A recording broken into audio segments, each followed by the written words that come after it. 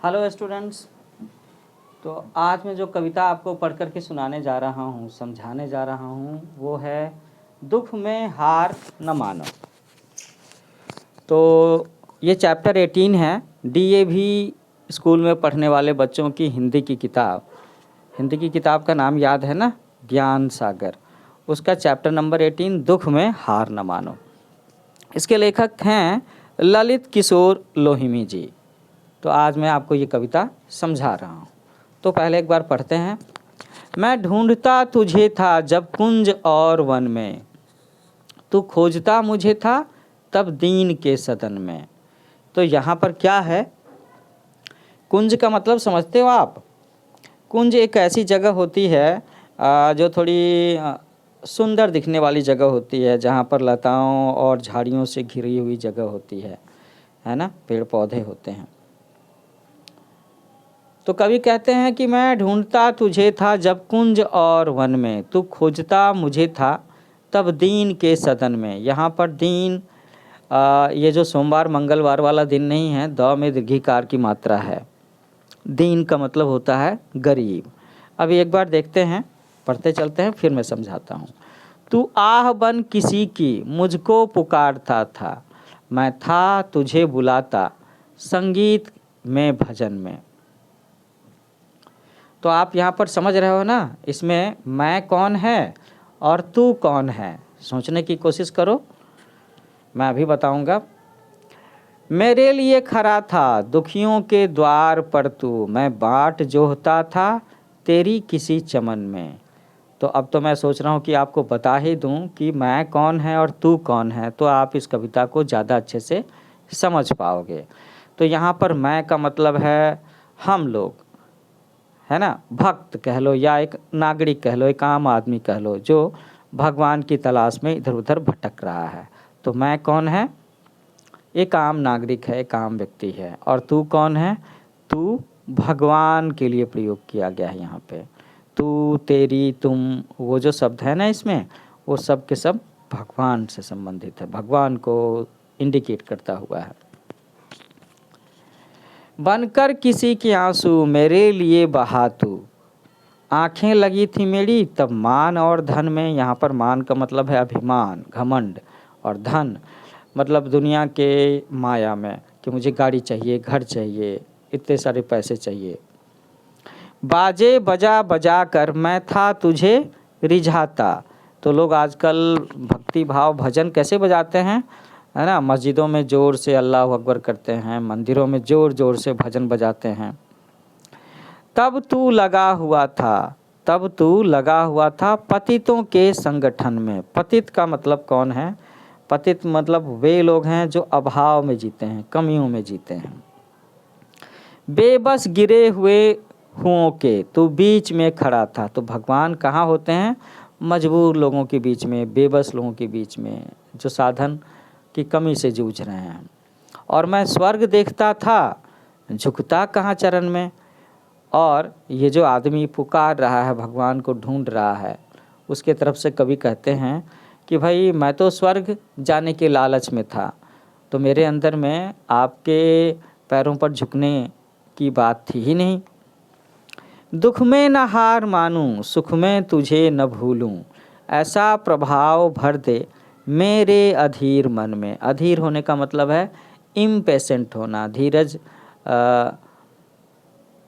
जहाँ पर धीरज आदमी का कम होने लगता है ना, अधीर होना, बेसब्र होना। तो अब इस पैराग्राफ में जाकर के कवि लोगों के मन की बात कह रहे हैं कि आप मुझे ऐसा बना दो कि मैं दुख में हार ना मानूं और सुख में भी आपको ना भूलूं। कठिनाइयों दुखों का इतिहास ही सुयश है। सुयश है ना, सुंदर यश, समृद्धि, प्रसिद्ध होना, पॉपुलैरिटी, पॉजिटिव सेंस में। तो कठिनाइयों दुखों का इतिहास ही सुयश है, मुझको समर्थ कर तू बस कष्ट के सहन में। तो यहाँ पर कवि भक्तों की तरफ से भगवान से कहता है कि आप मुझे सामर्थ्यवान बना दो, इतनी ताकत दे दो कि मेरे अंदर में अपनी ज़रूरतों को पूरा करने की, लोगों को मदद करने की क्षमता डेवलप हो जाए। और इतना बना दो, ऐसा बना दो कि मैं हर तरह के कष्ट बर्दाश्त कर सकूं, सह सकूं। तो ये हम लोगों ने कविता पढ़ी, कहीं कहीं पर मैंने थोड़ा सा एक्सप्लेन किया, कहीं कहीं पर मैंने लाइनें पढ़ दी हैं। तो मैंने बीच में आपको बताया ना कि इसमें मैं कौन है, भक्त है, आम आदमी है, उसकी तरफ से कवि उनके मन की बात कर रहे हैं। और तू कौन है, तो वो प्रभु को इशारा करता हुआ है, ईश्वर के बारे में है। एक बार फिर से अब कविता को पढ़ेंगे तो आप अच्छे से समझोगे। मैं ढूंढता तुझे था जब कुंज और वन में।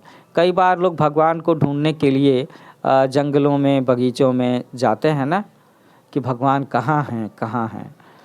और उस समय भगवान की तरफ से कवि कहते हैं कि भगवान आप तो मुझे ढूंढ रहे थे गरीब लोगों के घरों में, है ना।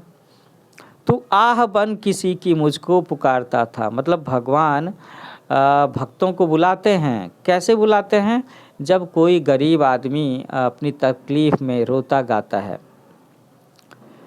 लेकिन जो आम लोग होते हैं वो भगवान की भक्ति, संगीत, गाना बजाना करके उनको मनाना चाहते हैं और खुश करना चाहते हैं। और भगवान कहते हैं कि नहीं, मैं तो गरीबों के हृदय में हूँ, अगर आपने गरीबों की सेवा की तो मैं मिल गया समझो।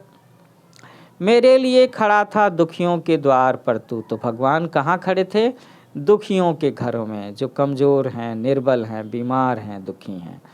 और कभी आम लोगों की तरफ से कहते हैं कि मैं तो आपका रास्ता ढूंढ रहा था किसी चमन में, मतलब कोई बड़ी सी जगह पे, साफ़ सुथरी जगह पे, चमक धमक वाली जगह पे।